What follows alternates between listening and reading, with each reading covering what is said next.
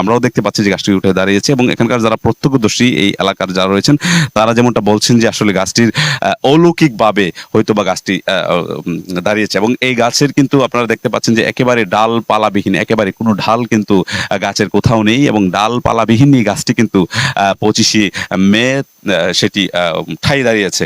এই গাছটি ঠাই দাঁড়িয়ে যে পিছনের গল্প সেটি হচ্ছে হয়তোবা অলৌকিকভাবে এই গাছটি দাঁড়িয়েছে এবং তারা এর আগে এরকম কোনো ঘটনা এরকম দেখেনি, যার ফলে তারা এই ব্যাপারটা অলৌকিকভাবে দেখছে এবং যদিও এখানকার যারা এই গাছের অর্থাৎ এই গাছটি যার মালিকানাধীন তার সাথে আমি কথা বলেছি, তিনিও বলছেন যে আসলে গাছটি 1 মাস পরে ছিল, তারপরে গাছটা এনে কাল বৈশাখী জ্বরে পড়ে গেছিল, পড়ার পর সারে এলাকার মানুষ ভাঙ্গা পড়ছে যে গাছ পড়ে গেছে, এত বড় গাছ।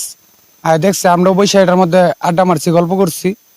হঠাৎ করে কুরবানি ঈদের 3 দিন আগে গাছটা এমনিতেই গাছটা কিনা বেচা হয়েছে, তখন গাছটা 3 দিন আগে দাঁড়াই গেছে।